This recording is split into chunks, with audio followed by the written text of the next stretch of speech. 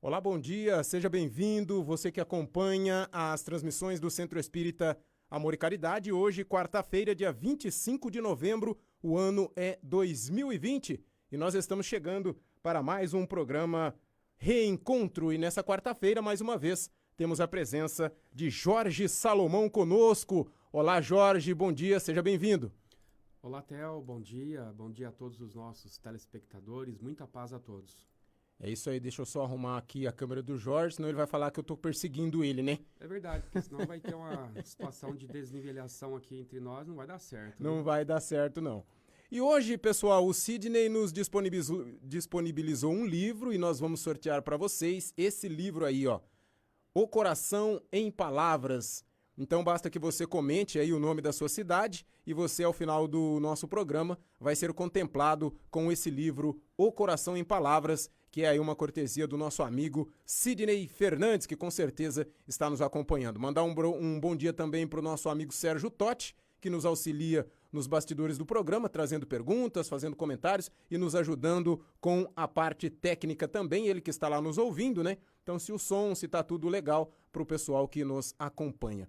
E antes de mais nada, vamos fazer a nossa oração inicial para que a gente possa já entrar no clima de oração, porque o programa, quando falamos da doutrina dos espíritos, livro dos médiuns e de toda a literatura que circunda a doutrina espírita, nós estamos falando de coisas boas, então vamos nos preparar para recebermos bem essa mensagem.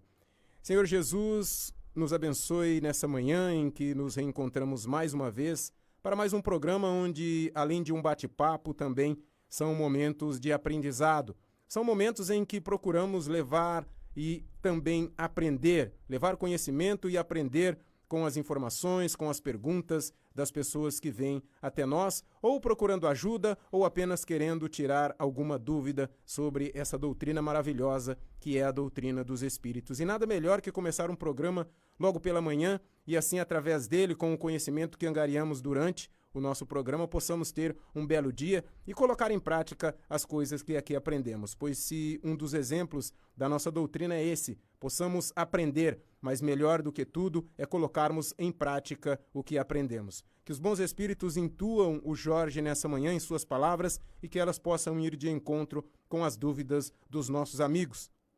Frisamos sempre, você está procurando respostas. As respostas são aquelas que você precisa ouvir e não aquelas que você quer ouvir. Os espíritos muitas vezes são duros, mas isso tudo é para a nossa evolução. Tudo isso faz parte do amor de Deus para nós, para que possamos caminhar juntos a nossa evolução e, claro, amando uns aos outros. Que a paz de Jesus, o amor infinito de Deus e a sintonia com os bons espíritos estejam com todos nós e que começamos bem mais um programa Reencontro, assim seja.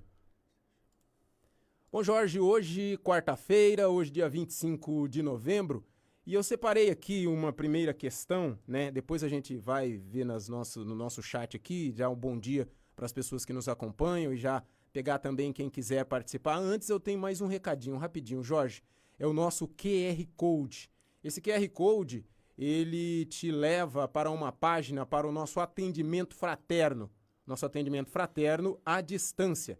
Então, se você tem algum problema, se você está precisando conversar com alguém ou conhece alguém que precisa de um atendimento fraterno, de um direcionamento, o Centro Espírita Amor e Caridade disponibiliza o nosso atendimento fraterno à distância e através desse QR Code você chega à página onde você vai encontrar pessoas que vão agendar o seu atendimento. Você vai conversar com alguém, vai seguir ali as orientações e, claro, depois a gente vai ter a boa notícia que você foi ajudado. Durante o programa colocaremos também o telefone de WhatsApp para você mandar uma mensagem e fazer o seu agendamento também através desse telefone.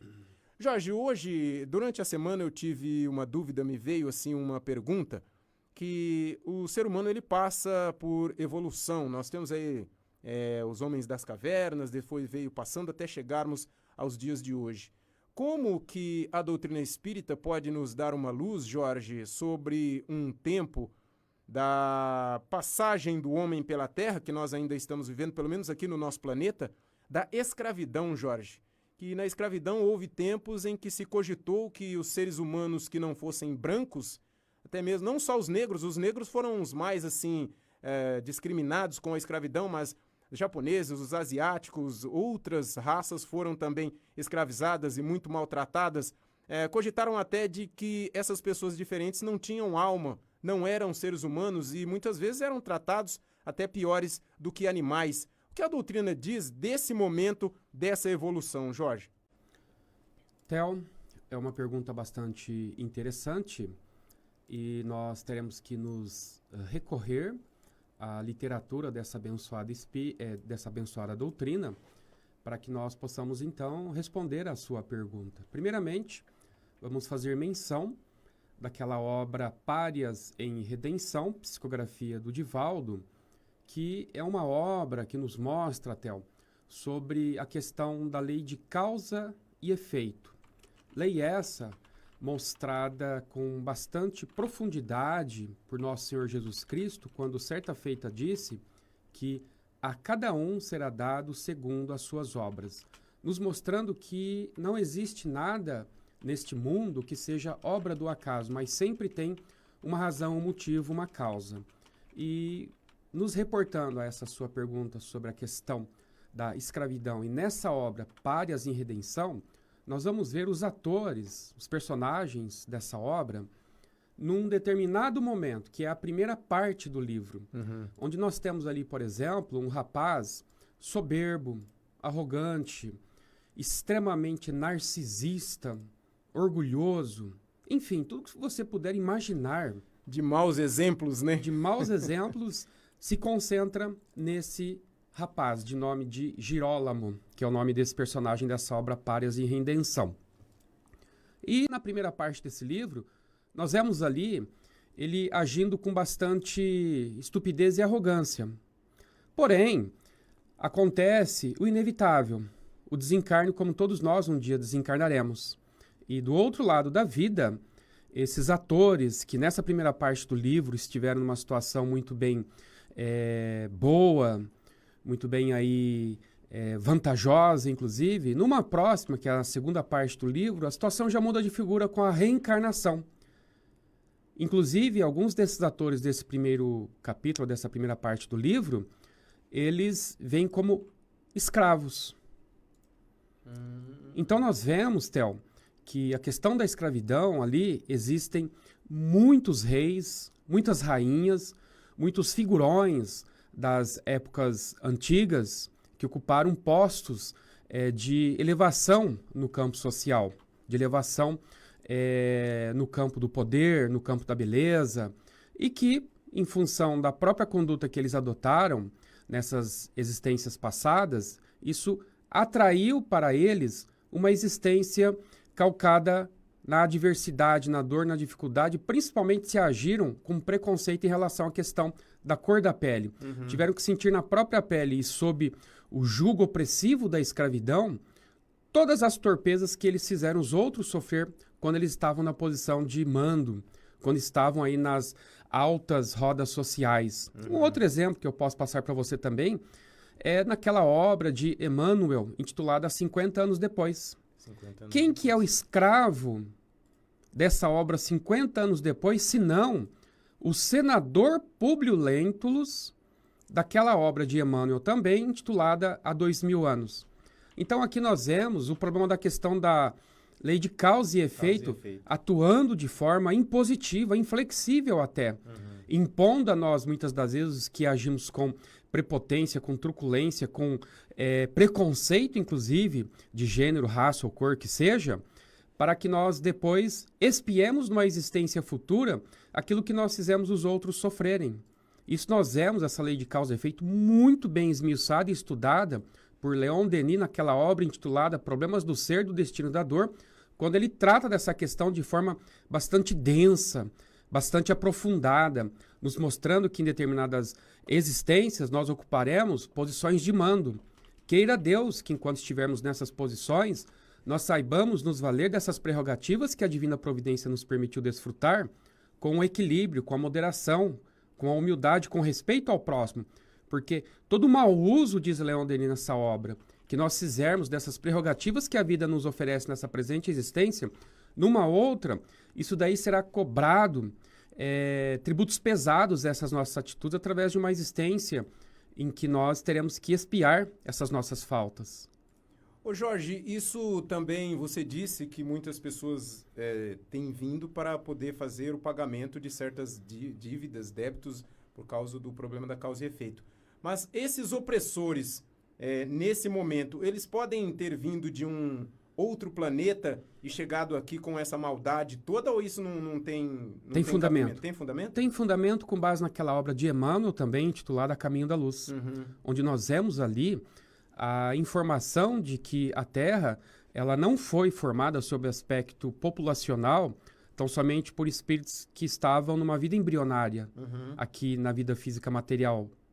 Mas a população da Terra ela teve um outro elemento, uma enxertia de uma outra raça, a raça dos degredados de Capela, conforme narra Emmanuel nessa obra citada. Sim. E eles vieram de Capela, da constelação de Capela, para a Terra, degredados.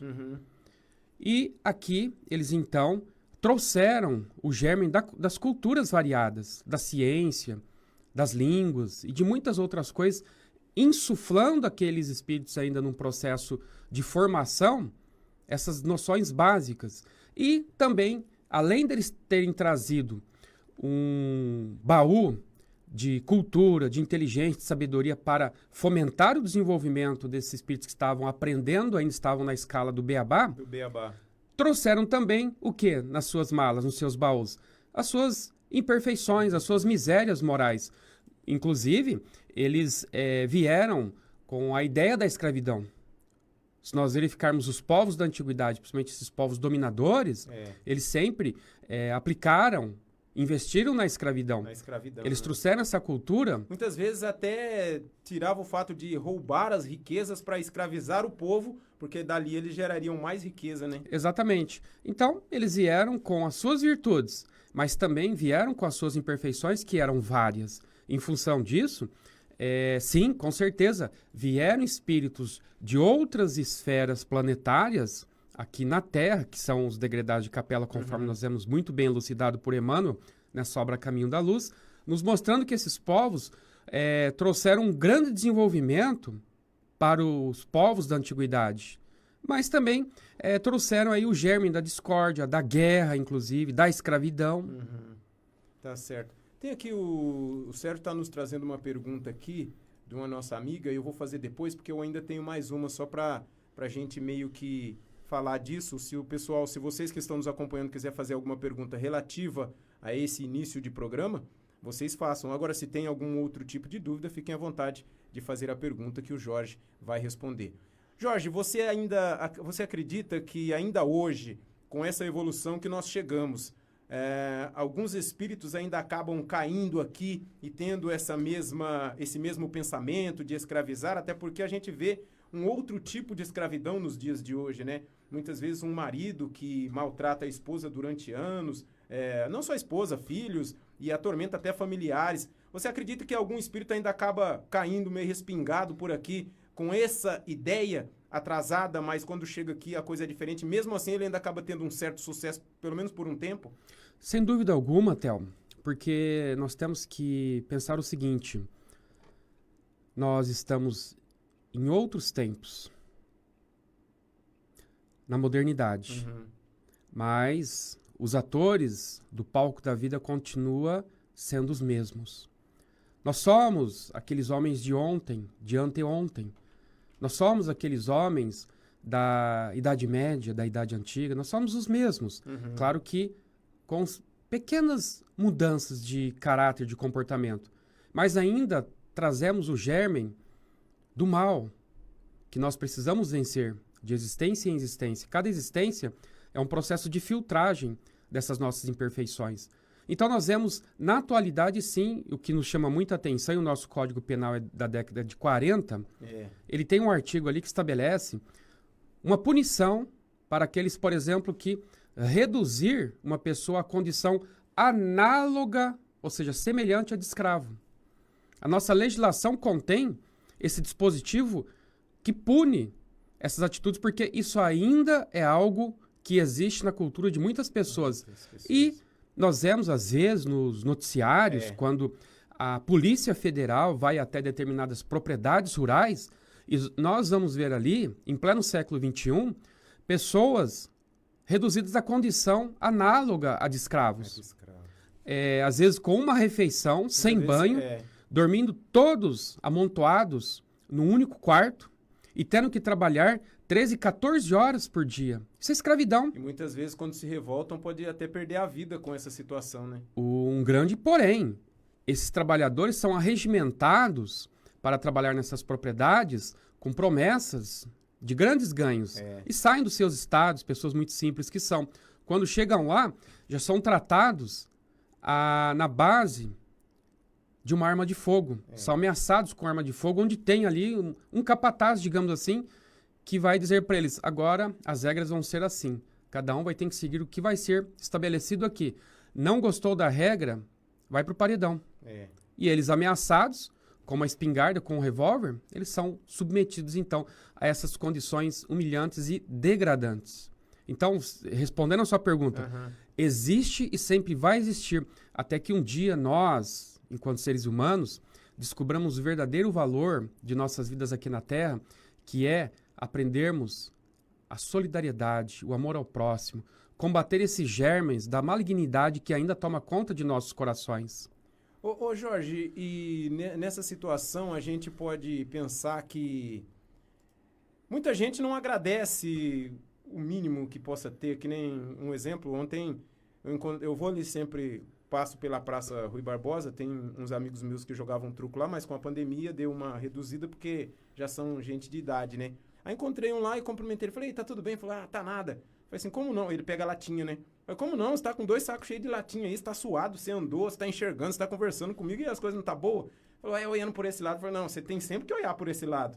Aí eu penso, nesse planeta que nós vivemos, que é um planeta de expiação e provas, a gente tem que, de uma certa maneira, agradecer por estar aqui, porque pode acontecer de ter planetas mais atrasados e com situações como essa que a gente está discutindo e serem coisas muito naturais em planetas como esse? Primeiramente, Theo, todos os dias nós temos que agradecer a Deus. Às vezes, eu dobro os joelhos na cabeceira da minha cama, de tão feliz que eu desperto por estar encarnado, sabendo que Deus me deu mais um dia de oportunidade para me tornar uma pessoa um pouco melhor. E a felicidade é tão grande que eu chego a dobrar os joelhos e agradecer a Deus, a espiritualidade por mais um dia. A gratidão, ela abre portas, a ingratidão fecha portas, cria obstáculos, dificulta a nossa vida e, inclusive, gera doenças. Essas pessoas de coração fechado à gratidão são pessoas doentes, desequilibradas. E, para aqueles que acham que a vida está muito ruim, basta que nós olhemos um pouco para o nosso lado, para a nossa retaguarda. Por exemplo, na semana passada, desencarnou o Paulo Henrique de Carvalho, um rapaz que na década de 70 contraiu a poliomielite na sua forma mais grave. E ele teve que ficar internado, hospitalizado, teve que morar no hospital. Morou por 50 anos num hospital. A vida inteira, praticamente. A vida inteira. Semana passada ele desencarnou. Ele ficou internado no hospital das clínicas de São Paulo. 50 anos vivendo trancafiado e vinculado a aparelhos que mantinham a sua vida. E ele, mesmo nessa situação, ele fazia vídeos no YouTube de estímulo àqueles que tinham vontade de se matar ou que achavam que a vida não prestava. Mesmo tendo 2 olhos perfeitos, 2 ouvidos perfeitos, mãos perfeitas, pernas perfeitas, caminhando, enfim. E ele deu um exemplo. E eu assisti os vídeos dele, é curioso que, diante das várias perguntas que os internautas faziam para ele, se perguntavam assim, olá, Paulo, olá, Paulinho, tudo bem com você? Sem exceção, nos vídeos que eu vi de 40 minutos, 35 minutos, a todas essas perguntas como ele estava, ele sempre falava, eu estou ótimo, graças a Deus eu estou ótimo, porque eu estou vivo, não poderia estar melhor. Rapaz, um cara que não podia andar, que tinha que ficar vinculado 24 horas no aparelho de ventilação mecânica para manter a sua respiração, e ainda fazendo lives, fazendo vídeos para estimular as pessoas a se apegarem à vida. Enquanto muitas pessoas, né, Jorge, só o fato de ter que se deslocar a um hospital para ou visitar alguém ou marcar uma consulta, o tempo que fica lá, já fica estressado, já começa a reclamar, já começa... E o que é pior, imagina Theo? uma pessoa ficar 50 anos no hospital. Criou-se o modismo da síndrome de segunda-feira. É. Chega domingo à noite, as pessoas têm, inclusive, terrores, pavores. Mas por que você está assim, meio angustiado e aflito? Porque amanhã, segunda-feira, tem que trabalhar. Isso é um mal. Né? O ser humano é complicado. Naquilo que para ele deveria ser uma solução para os seus problemas e conflitos, ele cria um problema que não existe. Não existe. É segunda-feira? Amém. Você Amém. tem o teu trabalho. Você tem teu emprego. Por mais difícil que ele seja, por mais difícil que seja o seu patrão, colega de trabalho, você não está na mesma situação que um Paulo Henrique de Carvalho, esse que eu citei para você, que ficou 50 anos morando dentro de um hospital, 50 anos, 24 horas por dia, vinculado a uma máquina que respirava por ele. E ele gravava lives de autoajuda. Ele realizou um trabalho descomunal, mesmo estando deitado. Lembrando agora do nosso personagem muito querido dentro da doutrina espírita, Jerônimo de Mendonça, que teve um livro, dentre vários, mas um livro intitulado O Gigante Deitado, que é uma biografia desse figurão do espiritismo. Uhum. Então, você falando aí sobre a questão da gratidão, pelo amor de Deus, nós temos que agradecer a Deus todos os dias, todas as manhãs. E por mais, eu já parei para pensar, que nós agradeçamos a Deus 5, 10, 20 vezes, 1000 vezes, ainda é muito pouco diante do bastante que Deus nos permite desfrutar nessa vida, quando nós começamos a olhar para a nossa retaguarda e verificar que tem tantas pessoas que sofrem e nem por isso se dão ao direito de ficarem reclamando, como é o exemplo, pela terceira vez cito o nome dele, Paulo Henrique de Carvalho. Uhum. Inclusive, no meu programa lá na Rádio 87, quando chega segunda-feira, né, que todo mundo, como você disse, reclama da segunda, eu sempre costumo falar assim, gente, a segunda-feira não tem culpa do que você fez no sábado e no domingo. Exatamente. Ela é um dia como um outro qualquer, é você Grande que está verdade. recebendo ela de uma maneira diferente. Ela é um amigo que está chegando na sua casa, só que muitas vezes é um amigo legal que você não está recebendo bem. Grande a partir verdade. do momento que você receber ela legal, você vai ser bem. Todo mundo exalta a sexta-feira porque vai desfazer da segunda. Aí uma vez eu perguntei pro pessoal, falei, pra mim todos os dias são iguais. Independentemente se eu venho trabalhar, se eu não venho, se eu tô em casa, se eu vou jogar bola, se eu vou pro trabalho, se eu vou pro SEAC, se eu vou pra rádio, pra mim todos os dias são iguais. Né? Então, eu criei essa frase, sempre falo lá na segunda-feira, o pessoal até brinca comigo agora. Então a segunda não tem culpa do que você fez no sábado e no domingo. E ela sempre vai estar ali na segunda-feira. Então se prepara para a segunda-feira que você vai começar a enxergar ela com outros olhos. Grande verdade. Agora vamos pensar, e se não existisse segunda-feira? Então, ia culpar a terça, né? Então, graças a Deus que existe a segunda-feira, Claro. porque se não existisse a segunda-feira, qual que seria a realidade? Você estaria desencarnado, porque não teria mais segunda-feira aqui. Segunda, né? Então tem que agradecer a Deus todos os dias por essas bênçãos maravilhosas. E como você fala, será que a pessoa já está preparada para desencarnar, para chegar lá já e aceitar as coisas que vão ser colocadas na mesa, né? A esmagadora maioria de nós não estamos preparados. Não estamos preparados. Nós achamos que estamos, mas não estamos. É verdade. Ainda existem muitos conflitos, muitas pendências a serem solucionadas. Não estamos preparados. Nenhum de nós estamos. A não ser esses grandes espíritos aí já elevados, como é o caso de um Chico Xavier, que partiu dessa terra como um passarinho, sem dever nada, absolutamente nada para com a retaguarda. Uhum. Foi feliz cumprindo a sua missão. Mas são raros esses espíritos. São bem raros. Inclusive, sobre essa situação da gratidão, né? Aí eu encontrei a menina ali embaixo. Foi ontem também. Eu falei com o cara lá e cheguei. Eu até comentei com ela esse caso. Falei, tá tudo bem? Eu falei, não, tá tudo bem. Mas um tudo bem meio xoxo, né? Eu falei assim, filha, vamos, anima. Eu falei assim, você tem que agradecer porque, ó, vamos supor, se você dá um bicudo, você tropeça tem um pilar lá embaixo, né? Eu falei, você tem que agradecer, porque você tá com o dedo aí pra chutar, tudo bem, vai machucar a unha, pode ser que ela caia, mas o dedo tá aí. Quantas pessoas que não têm uma perna gostaria de ter um dedinho pra bater de vez em quando numa quina, pra sentir ali aquela dorzinha e poder gritar alguma coisa, né, Jorge? Então, Theo, por exemplo, você tá falando isso aí, me lembrei agora que ali na década de 90, eu me recordo que era dezembro, aquela correria de dezembro, naturalmente, semana que antecede ao Natal, em supermercados sempre cheios, aquela correria toda, e você vai fazer as compras lá pro seu almoço de Natal. Então eu estava lá nessa ocasião, num supermercado aqui em Bauru, isso ali na década de 90, para fazer as minhas comprinhas lá para o almoço de Natal, tal, etc. E na minha frente tinha uma senhora com 2 carrinhos de compra lotados de compras. Muito bem lotados até. Uhum. E eu ali, na fila, esperando ela passar os 2 carrinhos, tal, etc. Daqui a pouco essa mulher olhou para mim e começou a reclamar. Na medida que ela pegava os produtos, colocava ali para passar no caixa, ela dizia, olha o preço disso. Olha o preço disso. Meu Deus do céu, onde nós vamos parar? Aquilo começou a me irritar tanto, que depois que eu percebi o que eu falei, uma borracha para ela. Por quê? Depois que eu percebi, porque estava irritando. Tava complicado. Eu falei assim, senhora, olha aqui, a senhora está com 2 carrinhos cheios. Eu acabei de passar ali na entrada do supermercado, uma senhora com uma criança no colo pedindo para eu comprar um pacote de arroz, um pacote de feijão, qualquer coisa para poder ajudar ela no dia do Natal. E a senhora está com 2 carrinhos, está reclamando? Agradece a Deus, a senhora pode comprar 2 carrinhos e pagar. Essa mulher me dirigiu um olhar, mas me jogou um magnetismo tão pesado, fechou a cara e ficou de costas para mim, tipo assim, quem é esse moleque para me ensinar? É quem você pensa que você é.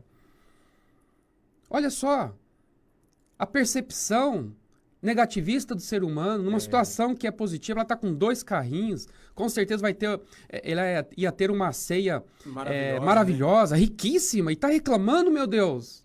Ou não, né, Jorge? Também a gente pensa pelo lado, às vezes ela estava com tudo aquele carrinho, com tudo aquilo, e o fato dela reclamar, talvez, na hora da ceia, que é o momento, que nem a gente sempre fala aqui, muitas vezes você vai fazer uma ceia, tem ali um macarrão, um frango e alguma outra coisa com 5, 6 pessoas, é uma coisa maravilhosa, é uma coisa que você sente bem. Aí muitas vezes tem 300 pessoas e você não sente nada, é um vazio, é uma coisa... Será que isso não é um certo reflexo disso também, Jorge? Não, a questão ali era a reclamação sobre o preço das coisas. E ela com 2 carrinhos.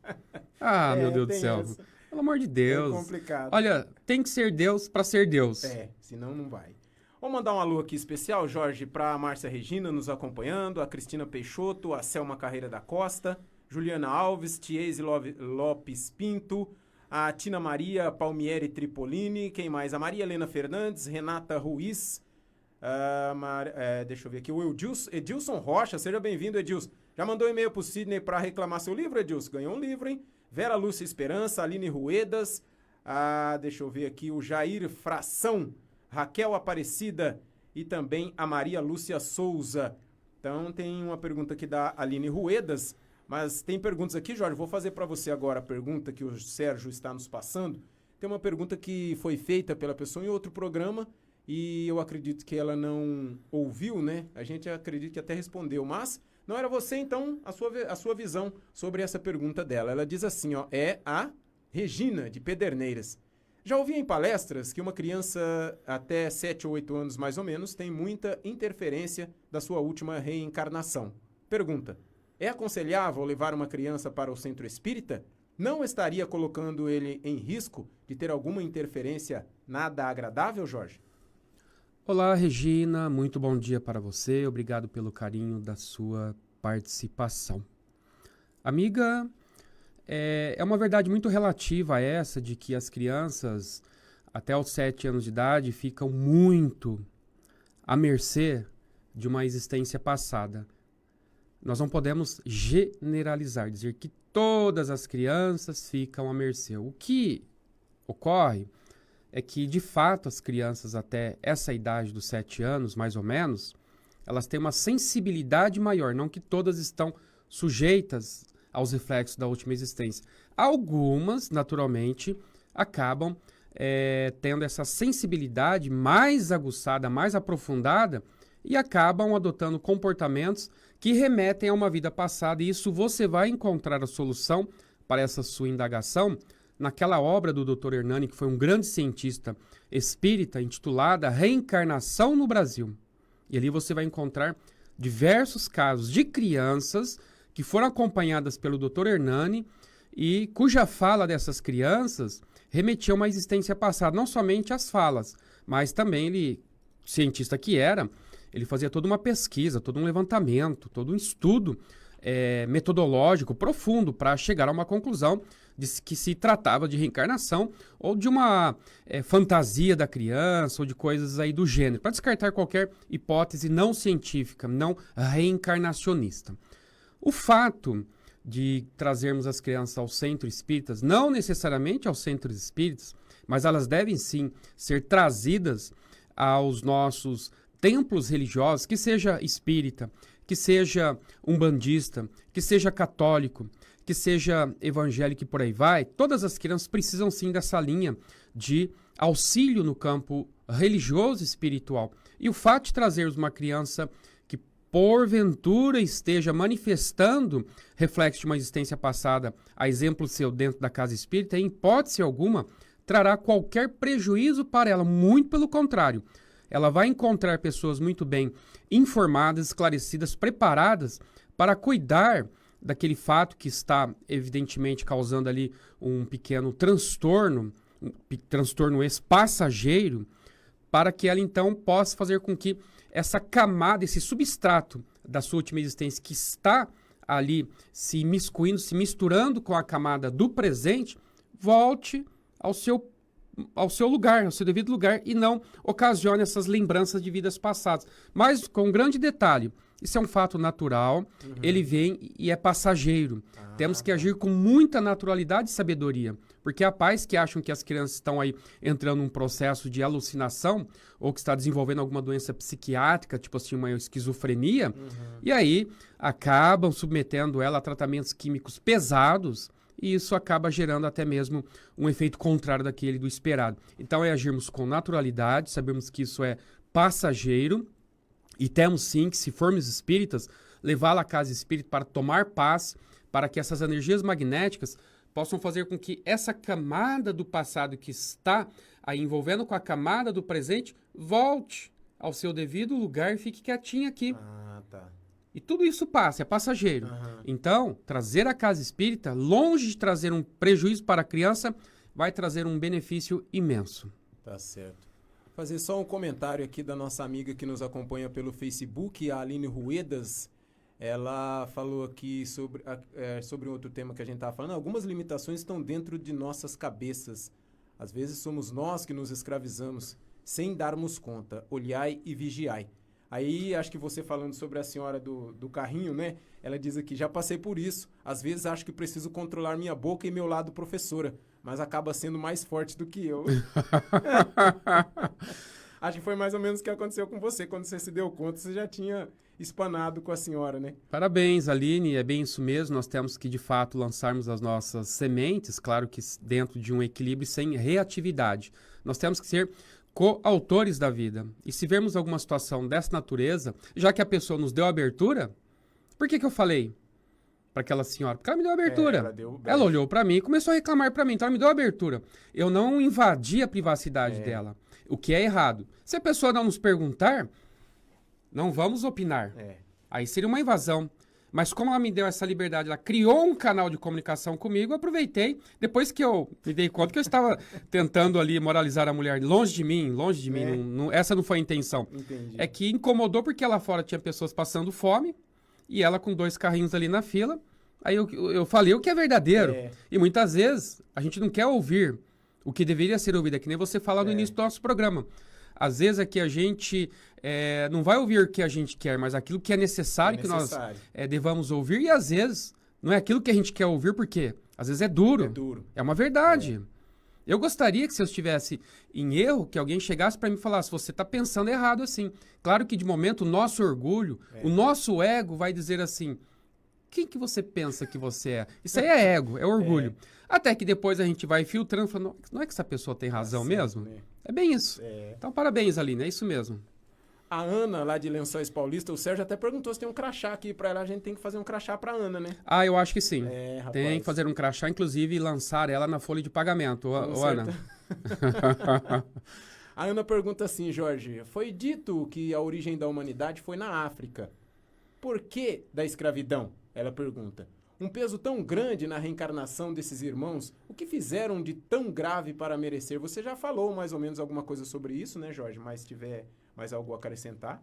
É verdade, com base naquela obra extremamente científica, não espírita, intitulada O Gene, de Siddhartha Mukherjee, um dos maiores expoentes no campo da genética mundial. Ele, ao longo dessa obra, uma obra muito profunda, com mais de 800 páginas, uma obra científica que eu tenho ali, achei muito curiosa, ele fala que, segundo estudos, de fato, o berço da humanidade é a África. E nós temos uma dívida muito grande com esse povo maravilhoso, que são os nossos irmãos os africanos.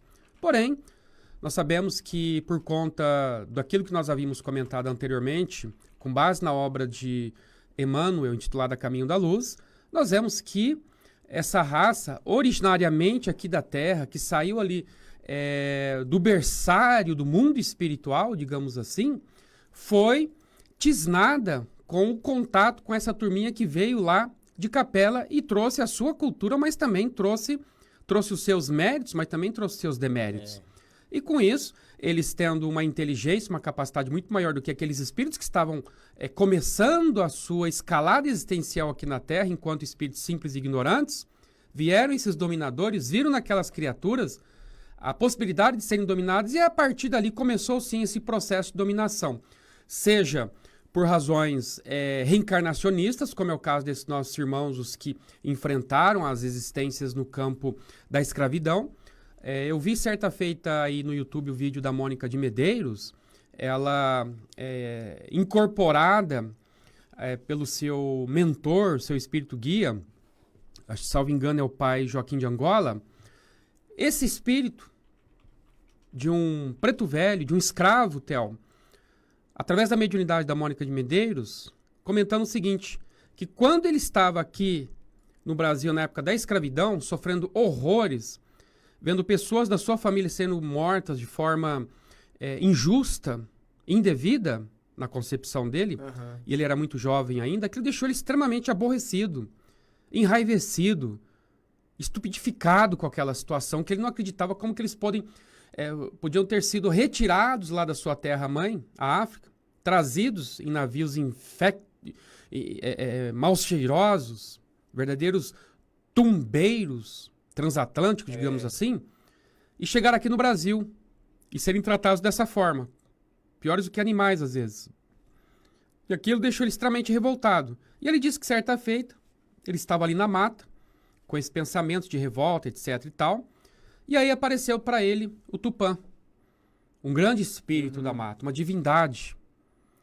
E aí esse Tupã fez ele, esse espírito, que apareceu para ele ali, quando ele ainda estava encarnado na condição de escravo, fez ele enxergar o passado existencial dele. Falar, meu filho, você está revoltado com o que você está enfrentando hoje?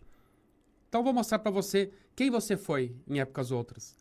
Aí ele viu um passado no qual ele ocupou o poder, tinha poder de mando e desmando, de vida e de morte sobre as criaturas, que ele agiu com atrocidade extrema, com maldade, e aí depois ele entendeu e a partir dali ele tornou-se um submisso, não um submisso no sentido de alguém que cruza os braços e só assiste. Só assiste. Não, pelo contrário, tornou-se submisso no sentido assim, estou entendendo porque eu estou sofrendo isso. Ele se tornou o quê? Um conformado. Ele passou a compreender a dinâmica da sua existência naquela ocasião. E a partir dali ele deixou de reclamar da sua vida, da sua existência. Tá certo.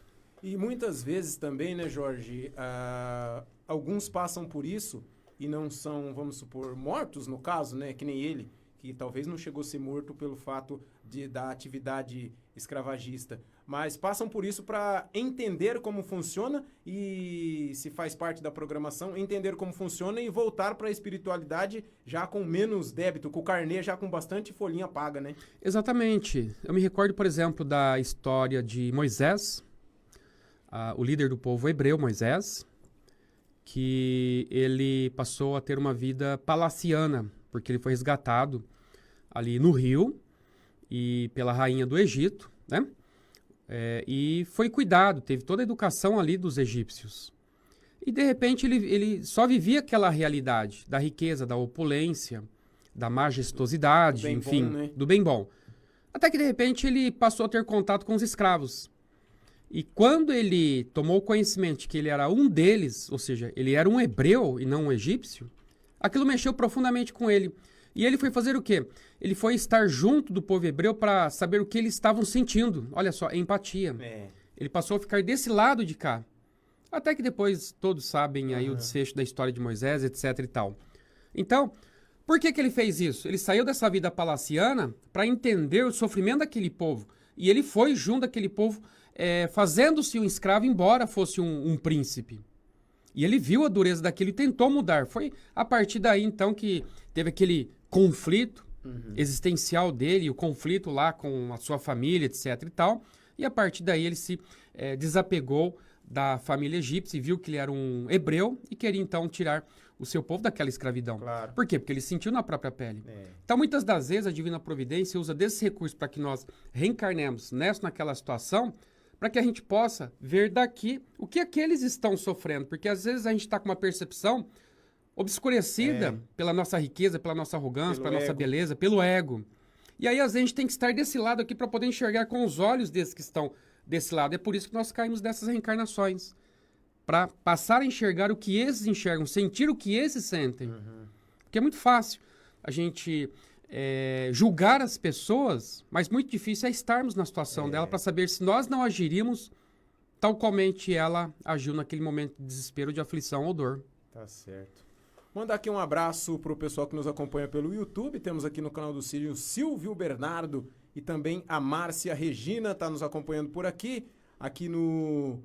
A Márcia Regina tá em todos. Ela tá no Facebook, ela tá no YouTube, tudo ao mesmo tempo. Ela é meio onipresente aqui nas redes sociais. A Mônica De Pontes, a Lucilene Moura, a Selma e também a tia Lúcia. A tia Lúcia tá acompanhando aqui. A tia Lúcia é uma amiga minha, Maria Lúcia Souza, mora lá no Jardim Independência, ela acompanha um programa lá na 87. Tá aqui também ela. Do jeito que ela escreveu um bom dia que eu percebi que era alguém que eu conhecia, eu fui ver ela mesma. Obrigado, viu, tia Lúcia, pela presença aqui no nosso programa. Jorge, tem aqui a pergunta do Antônio Carlos, ele é aqui de Bauru. Ele diz assim, a depressão com interferência espiritual tem cura? A pessoa sozinha consegue se curar ou precisa da ajuda de um centro espírita? Bom dia, Carlos. Obrigado pela sua grande participação, uma pergunta bastante interessante que todos nós temos naturalmente essa dúvida, porque nós sabemos, você demonstrou que conhece o assunto, porque você... na sua pergunta disse assim, a depressão causada por um fator espiritual, já mostrando que você tem um conhecimento de que não existem depressões tão somente com um componente espiritual, porque tem as depressões de natureza biológica, química cerebral, quando ocorre algum problema a nível de química cerebral, gera uma depressão de natureza biológica. Depressão situacional, que acontece determinado, alguma situação que desencadeia aquilo na pessoa. Exatamente, né, por exemplo, um desencarne de um parente gera uma depressão, em alguns casos. E tem essas depressões provocadas naturalmente, sim, por esse componente espiritual. E a sua pergunta é a seguinte, nós podemos, por nós mesmos, nos livrarmos desse processo obsessivo? Se estivermos com a mente aí não obliterada totalmente, pelo ofuscamento que provocam esses espíritos em nossas mentes, nós... Tendo conhecimento, saberemos que através da mensagem de Jesus, ajuda-te que o céu te ajudará, orai e vigiai para não cair em tentação, nós já tendo percepção e consciência desse nosso estado e dessa influenciação negativa, nós já sabemos o que nós temos que fazer. Porque às vezes eu sinto essas influências negativas. Claro que eu não chego a cair num processo de depressão, mas às vezes eu caio num processo de angústia, de aflição. Aí eu sei que a causa é espiritual. Eles dão aquele empurrãozinho pra ver se você cai, mas você só dá aquela andada mais rápida e continua em pé, né? É o balança, mas não cai. Aí o que acontece? Aí eu já sei quais são os mecanismos, a profilaxia que eu preciso adotar. Eu preciso orar, preciso me apegar a uma mensagem de cunho eminentemente positivo que mude a minha energia mental, minha frequência vibratória mental. Eu preciso conversar com pessoas que estejam aí alto astral, preciso assistir programas de cunho motivacional. Músicas, né? Músicas principalmente, elevam exatamente. Né? Então, eu sei quais são os mecanismos. Então, se nós temos essa percepção, por nós mesmos, nós conseguimos.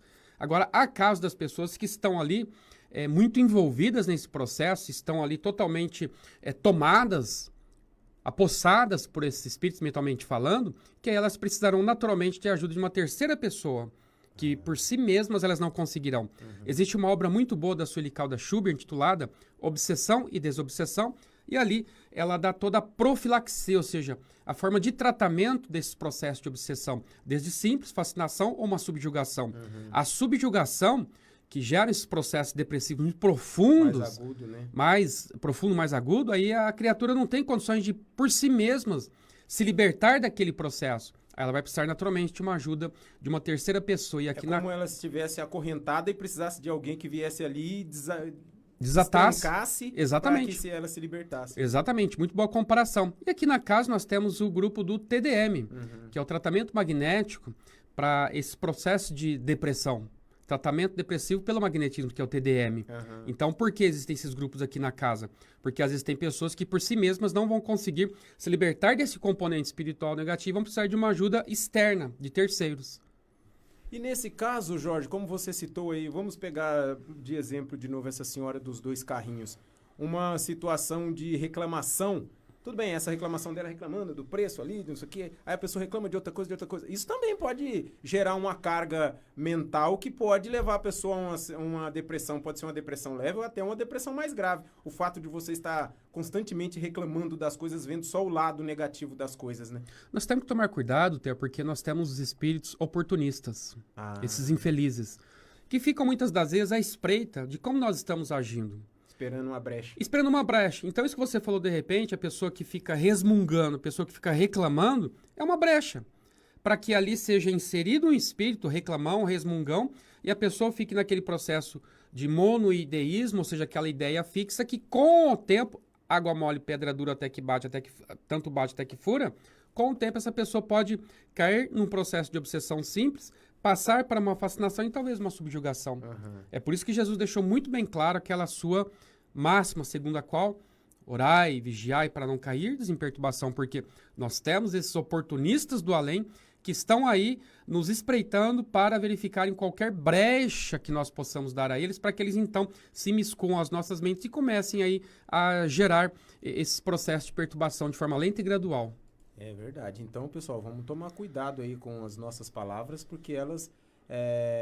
Outro dia eu fiz um programa com o Sidney, Jorge, e ele falou alguma coisa nesse sentido. Parece que tem também, não um ditado, mas uma lei que os nossos atos ditam o que a gente vai ser no outro dia.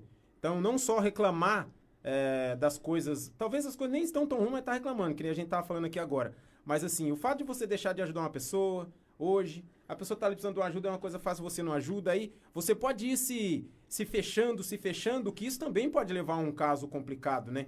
Você deixar de fazer o bem para as pessoas, isso também prejudica a gente, né, Jorge? Sem dúvida alguma, até porque nós aprendemos com os espíritos ali, no Livro dos Espíritos, questão formulada por Kardec, o que é o mal? O mal é a ausência do bem. Ausência do bem.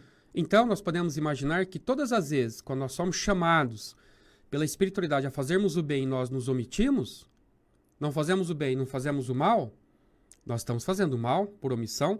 É como disse ali em Apocalipse, capítulo 3, versículo 15, e Deus vomitará os mornos. Os medíocres, que são aqueles que nem são bons, nem são maus. Está em cima do muro. Está em cima do muro. Então, o próprio livro do Apocalipse, ali no capítulo 3, versículo 15, nos mostra isso.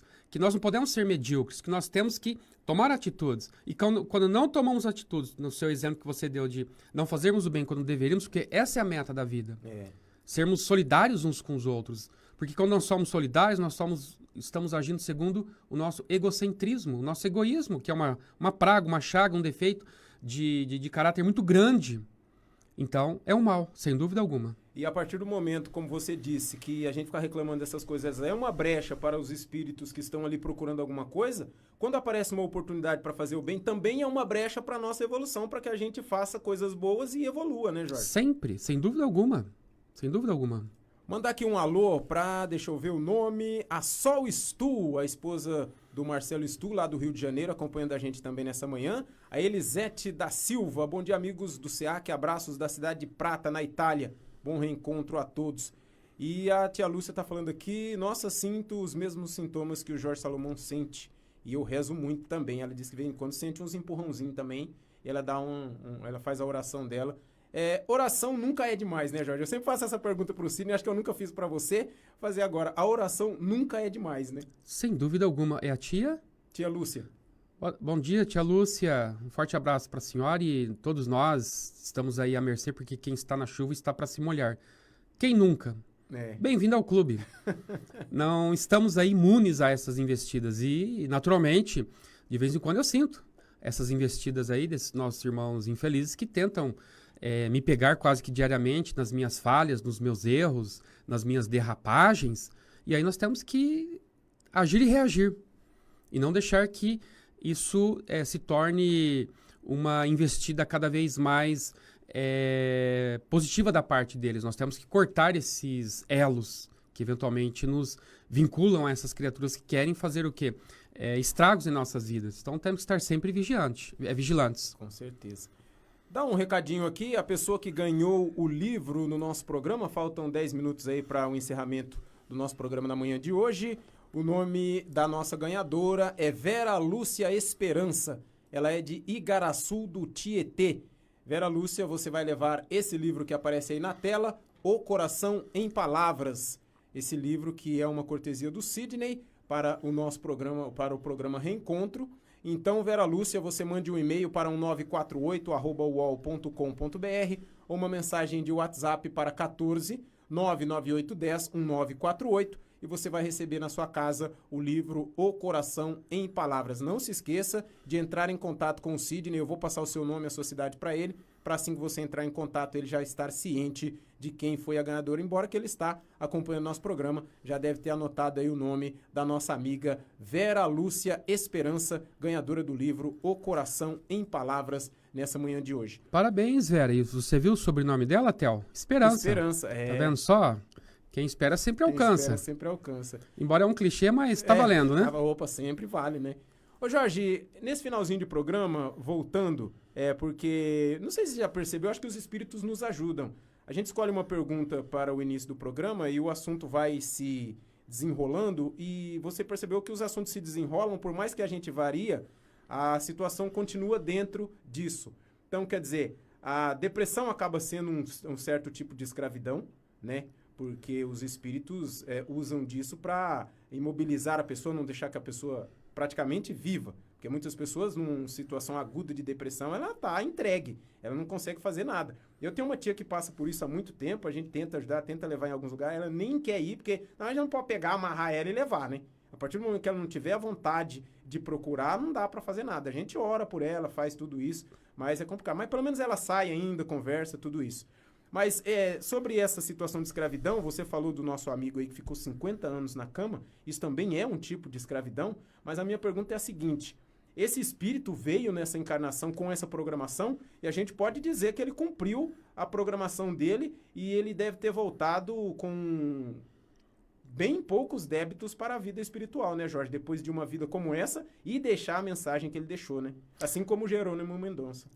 Tomando por base a informação de Jerônimo, porque ali foi descortinado o seu passado, desse nosso companheiro desencarnado recentemente, o Paulo Henrique de Carvalho, nós não temos essa informação, obviamente. Mas de Jerônimo, nós podemos dizer o seguinte, que ele próprio viu outras existências dele no passado.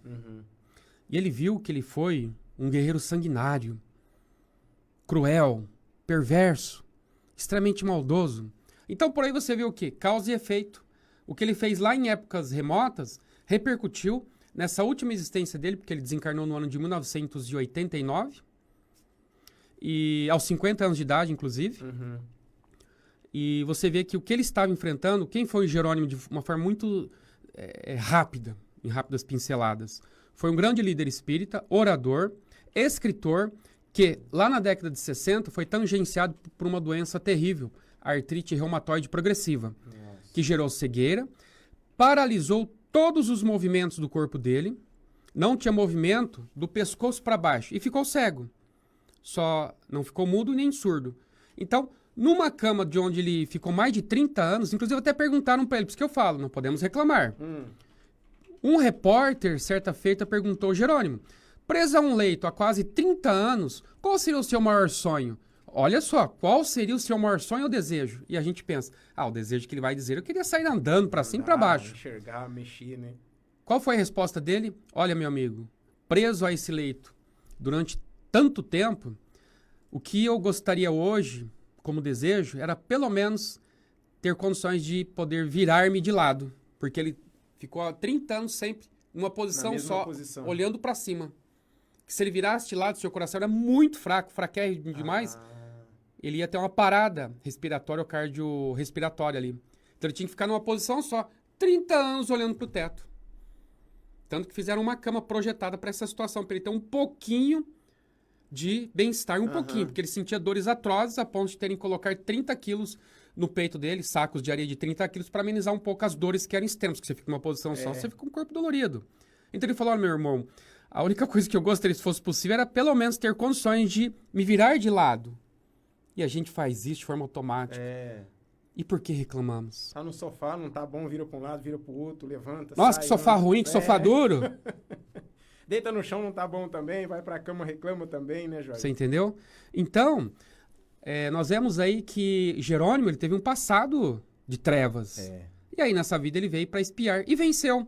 Com certeza, do outro lado da vida, ele foi recebido com grande galhardia, com grande festa. Por quê? Porque ele venceu, superou. Mas não é pura e simplesmente estarmos numa situação como dessa daí que vai nos garantir estarmos bem do outro lado da vida depois do nosso desencarne. Porque imaginemos Jerônimo ou Paulo Henrique agora, nessa situação e fossem resmungões, queixosos, ficassem lamentando, sempre destilando ali o fel das suas dores, das suas penitências. Ah, que vida desgraçada. Ah, que vida ruim. Ah, que porcaria. Ah, que não sei o que mais. E desencarna. Ele conseguiu sair vencedor dessa existência? Não. Mas eles saíram. O Jerônimo, o Paulo, por quê? Porque eles se resignaram. É nos resignarmos diante das dores e aflições, ou seja, não ficarmos reclamando. Às vezes, nós vamos sentir angústias, aflições, medo, desesperos, dores. Vamos desabafar, sim, mas sem ficar dando vazão a esse nosso lado negativo de sempre reclamarmos da vida. Jerônimo venceu, Paulo venceu e muitos outros vencerão e nós também venceremos. Você falando isso daí, tem duas perguntas aqui pra gente encerrar, eu acredito que dá tempo.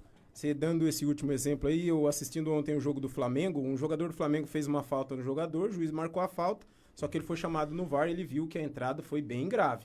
Se o jogador tá com a perna um pouquinho mais, ele teria quebrado. E o juiz expulsou ele. E ele não aceitou, ficou reclamando e tal. Aí, no caso, eu levei, agora você falando, me veio essa imagem de rememorar alguns momentos passados. Quando esse cara chegar na casa dele, que ele vê a imagem, né? Que ele vai rememorar, é como se fosse o mundo espiritual, ele vê a vida. Ele vê a entrada que ele deu no cara, ele vai cair em si e falar, não, fui expulso, tá certo. Porque eu podia ter machucado o rapaz. A partir do momento que ele não tinha a consciência da gravidade da falta, ele reclamava, não pode. Por que você me expulsou? A hora que ele vê a imagem, que nem o juiz, né? Que viu a vivência passada, vamos supor assim, a vivência passada desse cara. Porque do ângulo que ele tava, ele não viu onde estava o pé do jogador, que poderia quase ter quebrado a perna. A hora que ele foi no VAR, que ele viu a vida passada do cara, falou, não, esse cara merece ser expulso, ele merece alguma coisa mais grave. Aí aconteceu. Então, só que não é toda vez que a gente vai ter um VAR, a gente não vai ver essa imagem. Então, a gente tem que ter dentro da gente, falar, bom, isso daqui tá acontecendo, alguma coisa tá coisada. Então, vamos arrumar isso daí, vamos aceitar e vamos tentar melhorar. A situação é bem desse jeito, né, Jorge? Para isso, nós temos que expandir nossa consciência. E nesse exemplo que você está dando, desse exemplo futebolístico, ele vai estar na casa dele e vai ver aquilo. E aí, uma coisa interessante. E se fosse eu que tivesse recebido aquela entrada? E se a pessoa se colocar no lugar daquele que recebeu a entrada, ele vai ficar... Aí que ele vai perceber, nossa, foi extremamente grave. Porque se fosse eu também, com certeza, eu iria ficar muito bravo com isso daí. Bravo. Então, não é ficarmos julgando, nós temos que nos colocarmos na situação do outro. E fazermos essa autoanálise, termos essa expansão de consciência para verificarmos que muitas das vezes, num dado momento, quando pensamos que estamos com a razão, quando a nossa adrenalina ela arrefece, ela diminui, o nosso nervosismo, a nossa reatividade diminui, reduz, esfria, aí nós vamos ver quanta besteira nós fizemos. Então, nós temos que estar sempre cautelosos, perceptivos, expandir a consciência. Jorge, só para encerrar aqui, temos mais duas perguntas. Não vamos deixar essas pessoas sem essa resposta, né? A Aline Ruedas pergunta assim, e quando a pessoa não aceita que está nessa condição, acredito que ela esteja falando da depressão, né? Da depressão. Eu acredito que seja da depressão. Podemos intervir com tratamento espiritual em nome dela? Auxiliar pela fé, uma ação recorrente em meus dias? Mas às vezes dá a sensação de que o auxiliado é impenetrável. Aline, excelente pergunta. E você vai encontrar, assim, uma resposta bastante substanciosa a essa sua indagação com o estudo daquela obra citada no início, intitulada Obsessão e Desobsessão da Sueli Caldas Schubert.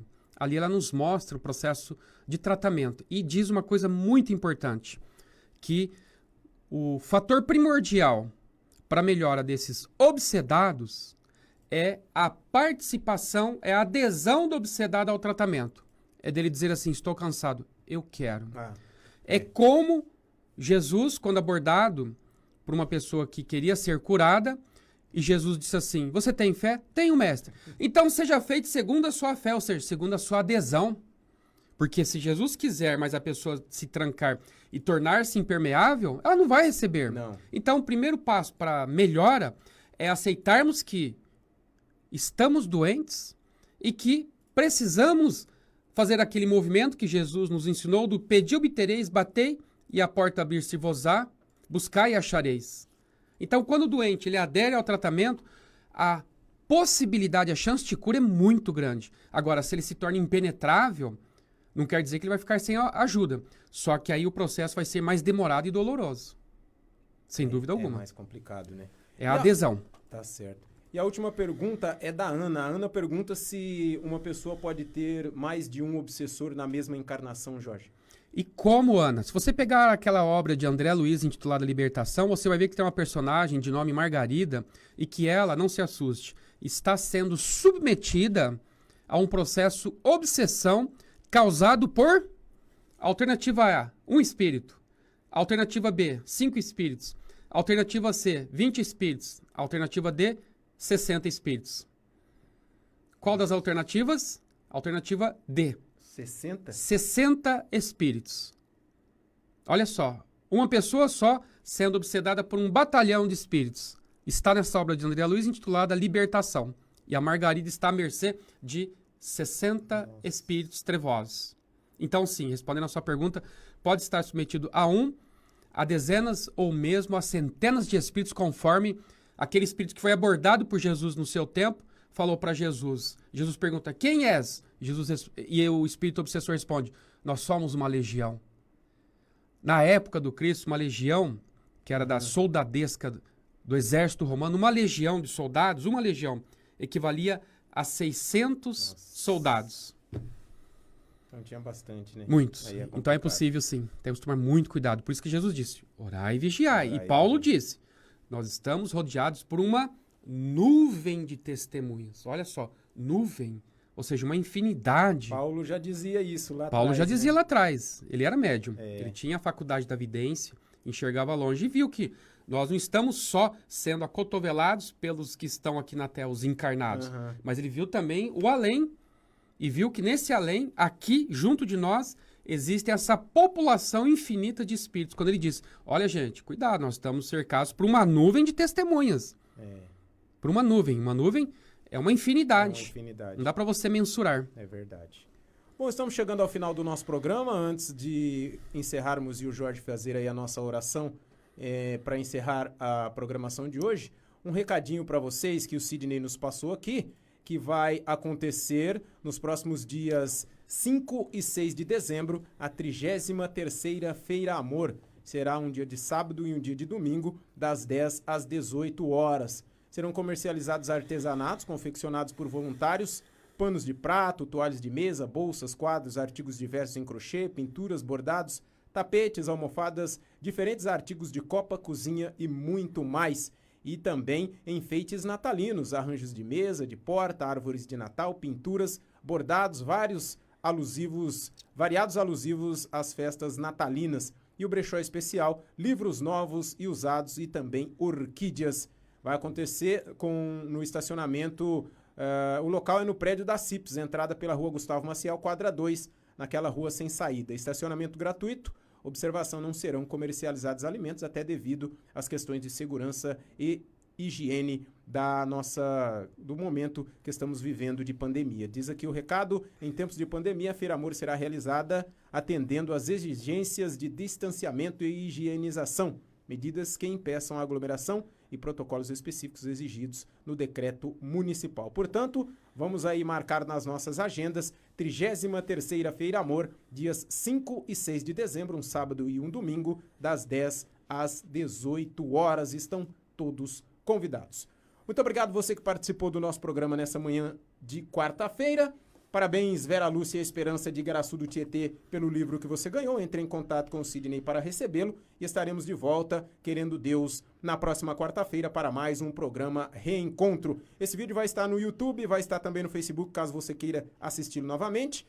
Visite o nosso canal, deixe seu like, deixe seu joinha, faça algum comentário. Se você fizer alguma pergunta, o Jorge costuma rever depois, né, Jorge? Sim. Se tiver alguma pergunta lá, o Jorge responde para você ali nos comentários. Pode ficar à vontade. Jorge, muito obrigado pela sua presença. Eu me despeço aqui. Você pode ficar à vontade com a nossa oração de encerramento.